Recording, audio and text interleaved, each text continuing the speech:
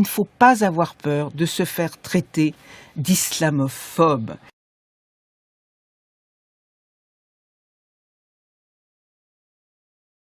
Ce que je vous ai dit tout à l'heure, c'est marqué dans Sanhedrin. Le Mashiach viendra que quand Édom, l'Europe, la chrétienté sera totalement tombée. Donc je vous pose la question, c'est une bonne nouvelle que l'islam envahisse l'Europe? C'est une excellente nouvelle, ça annonce l'envie de Mashiach. Excellente nouvelle. À la fin des temps, tout le monde verra son compte réglé. De grandes hécatombes se prépareront dans le pays d'Édom, Rome. C'est un jour de vengeance pour l'Éternel, une année de représailles pour la cause de Tzion. Le prophète Zacharie, dans le chapitre 14, demande ces statues qui représentent cette puissance islam et christianisme. Comment il va être détruit à la fin des temps?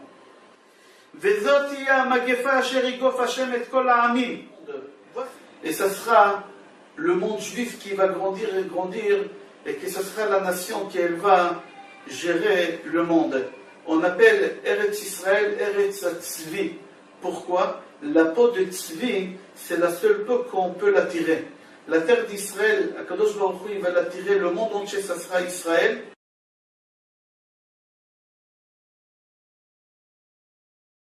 Vous allez le payer très cher, les Européens. Mais à un point, vous n'avez même pas notion de quoi on parle.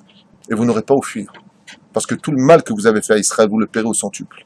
Quand l'Italie disparaîtra, quand Édom, c'est pour ça que le QG de la chrétienté qui vient de Esav se trouve là-bas, quand cet endroit-là disparaîtra, et c'est ce que veut faire l'islam, il s'occupe. L'islam, c'est le balai d'Israël, sachez-le.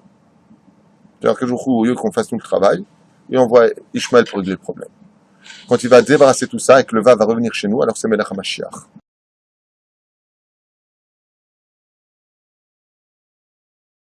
כל הגויים שאתה רואה שיש בעולם, המיליארדים האלה, הם הכל רק בשביל שהיהודים יהיה להם איזה תועלת. עכשיו, אנחנו לא רואים את זה, אנחנו לא יודעים בדיוק.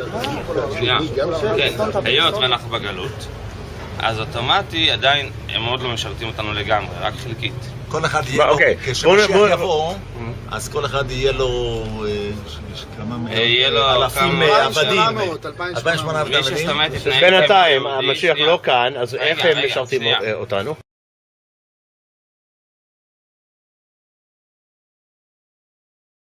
Quand Ishmaël va se rendre compte qu'il est en vérité manipulé par Édom, et que le but d'Édom est qu'une fois que Ishmaël aura fait le sale travail, Édom va lui dire « va te faire voir maintenant, toi aussi », parce que va arriver un jour où Daesh, Al-Qaïda, etc. se rendent compte que finalement, on se sert d'eux.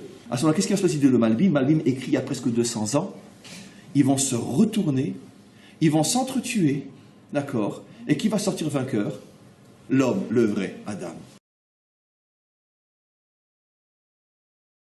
C'est marqué dans les textes qu'à la fin des temps, il y aura une grande guerre dans le monde. On n'est pas prophète ni fils de prophète. C'est vrai que tout le monde sent un peu que c'est pour bientôt.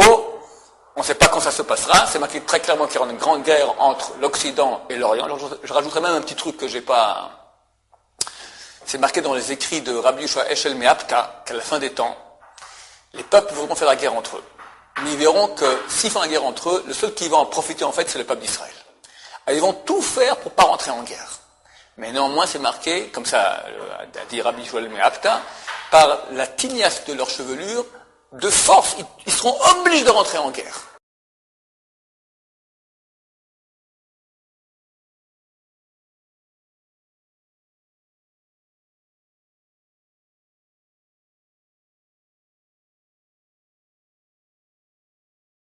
Et certains même redoutaient que les Juifs, jusqu'alors dispersés, mais qui étaient restés ce qu'ils avaient été de tout temps, c'est-à-dire un peuple d'élite, sûr de lui-même et dominateur. On voit bien que d'ici au mois de juillet, on va encore vous redemander que la France présente des excuses pour ce qui s'est passé à Vichy. Votre position est toujours la même. Ils attendront longtemps, ils n'en auront pas.